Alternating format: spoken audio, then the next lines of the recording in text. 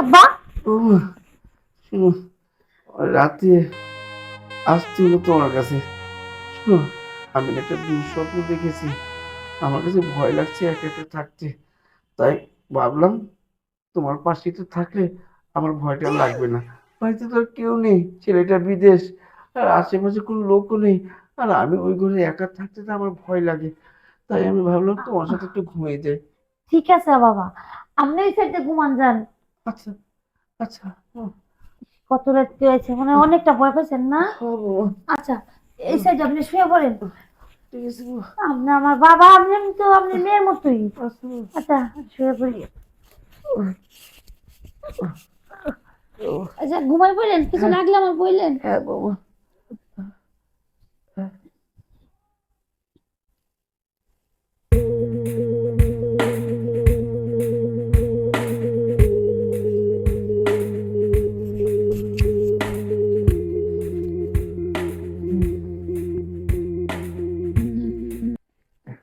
বাবা কিছু লাগবে?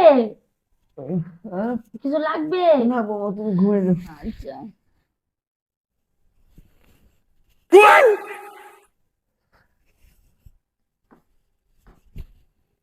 ইস, বাবা কি নড়াচড়া করে।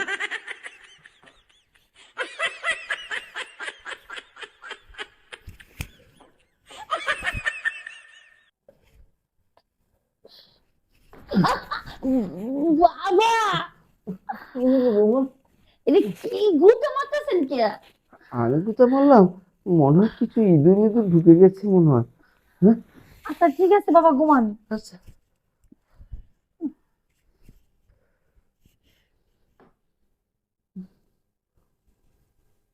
বাবা,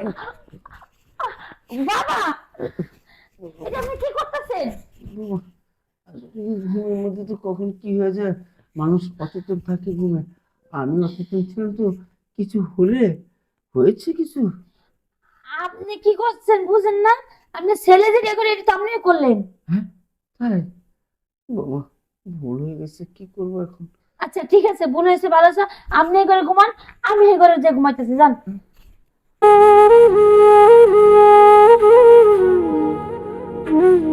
বৌমা বুঝলো না, একটু বুঝতে চায়, আর একটু সময় দিলে ভালো হতো।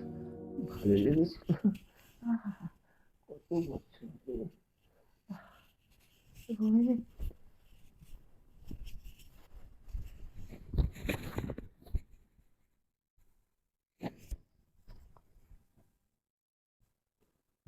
আসলে তো বাবা ঘুমাই গেছে। বাবা, বাবা হ্যাঁ, উঠেন। হ্যাঁ, আমি বুঝতে পারছি আপনার ছেলে যাওয়ার পর তা কিন্তু এই জিনিসটা আমি আর পাইছি না। হ্যাঁ। হ্যাঁ, তাই লিখে আবার আয়া করলাম। তোমার কি ভালো লেগেছে? হ বাবা। তাহলে কি দরকার ছেলের অপেক্ষা থাকা?